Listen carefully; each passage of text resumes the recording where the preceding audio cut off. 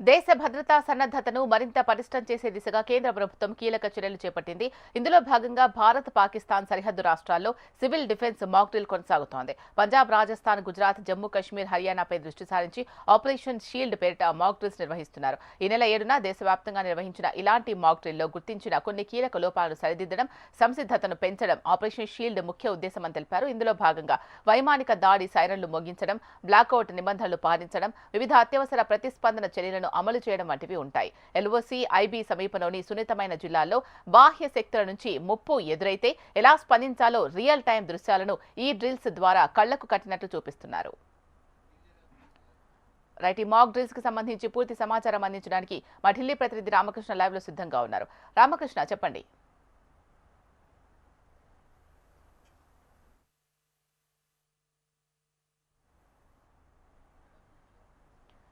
Ramakrishna, unmute చేసి చెప్పండి. పంజాబ్, హర్యానా అలాగే గుజరాత్, జమ్మూ కాశ్మీర్ లో మాక్ డ్రిల్ ప్రారంభమైంది. దాదాపుగా 244 జిల్లాల నుంచి 32,000 మంది వాలంటీర్లు పాల్గొన్నారు. మరి ఒకవేళ యుద్ధం వస్తే ఎలా తమను కాపాడుకోవాలి, అలాగే ఇతరులను కాపాడాలి, ఈ రెండు అంశాలే ధ్యేయంగా ఇక్కడ జరుగుతుంది. మరి యుద్ధం వస్తే ఎలాంటి పరిస్థితులు ఏర్పడతాయి, సైరన్లు మోగించడం, మరి సేఫ్ ప్లేస్ కి తరలించడం, మరి వాళ్ళకి వైద్య సదుపాయాలు అందించడం, వీటన్నిటికి సంబంధించి దాదాపుగా ఇప్పటికే ఈ 244 జిల్లాల కలెక్టర్లు, ఎస్పీలు ఈ మాక్ డ్రిల్ లో పాల్గొన్నారు. ప్రస్తుతం మాక్ డ్రిల్ కొనసాగుతుంది. భారత్ పాకిస్తాన్ సరిహద్దులోని ముఖ్యంగా మనం చూసుకున్నట్టుగైతే ఆపరేషన్ సింధూర్ తర్వాత ఏర్పడిన పరిస్థితుల్లో పాక్ దాడికి తెగబడటం, మరి ఆ టైంలో ఈ 4 రాష్ట్రాల సరిహద్దులు, భారత్ పాక్ సరిహద్దుల్లో జరిగిన సంఘటనల నేపథ్యంలో వాటన్నిటిని తీసుకొని దాన్ని బేస్ చేసుకొని ఇప్పుడు ఆపరేషన్ ఈ మాక్ డ్రిల్ జరుగుతుంది. షీల్డ్ మాక్ డ్రిల్ ఇది. మరి దీనికి సంబంధించి ఇప్పటికే ఒక సైరన్స్ మోగిస్తున్నారు. నైట్ కరెంట్ ఆపేశారు టోటల్ గా, అన్ని ప్రాంతాల్లో ఆపేయడం, మరి సురక్షిత ప్రాంతాలకి తీసుకువెళ్ళడం, దాంతో పాటు వైద్య అంబులెన్స్ వీటన్నిటిని కూడా తీసుకురావడం, ఇవన్నీ ఒక పరిస్థితి ఏంటంటే ఒక అవగాహన అనేది ప్రజల్లోకి తీసుకొస్తే ప్రాణ నష్టం చాలా తక్కువ జరుగుతుంది. అంటే ప్రధానమంత్రి నరేంద్ర మోడీ కూడా ఒక విషయం చెప్పారు.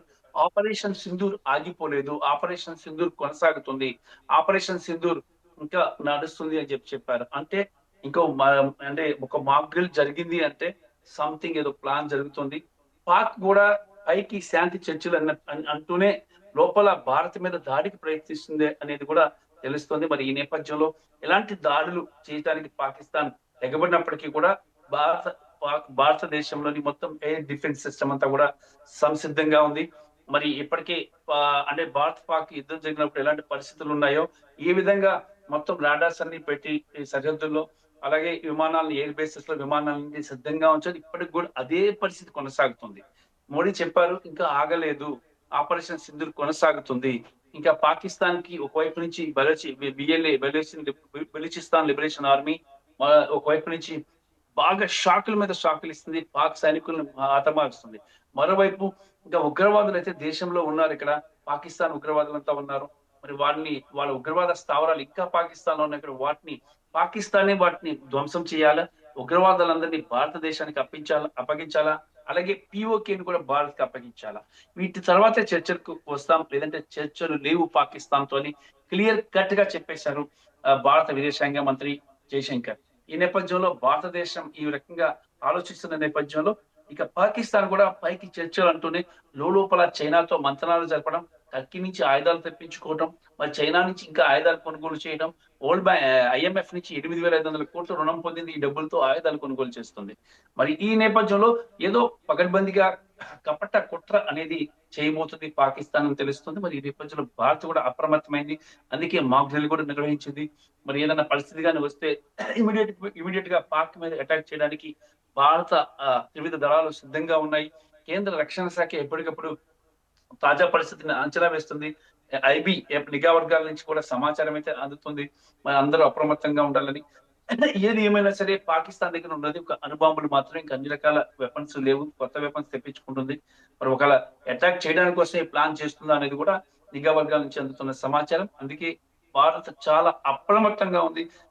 ఒకవేళ మళ్ళీ కానీ యుద్ధం కానీ వచ్చినట్టుగైతే మాత్రం పాకిస్తాన్ నేలమట్టం అవడం ఖాయం అని చెప్పేసి రక్షణ రంగ నిపుణులు చెప్తున్నారు. ప్రస్తుతానికి అందుకోసమే అవగాహన డ్రిల్ అనేది ప్రజలకు కల్పించడం వల్ల సరిహద్దు రాష్ట్రాల ప్రజలకి వాళ్ళు కొంత సేఫ్ గా ఉంటారు అనేది ప్రభుత్వం యొక్క ఉద్దేశం. రైట్. Thank you Ramakrishna.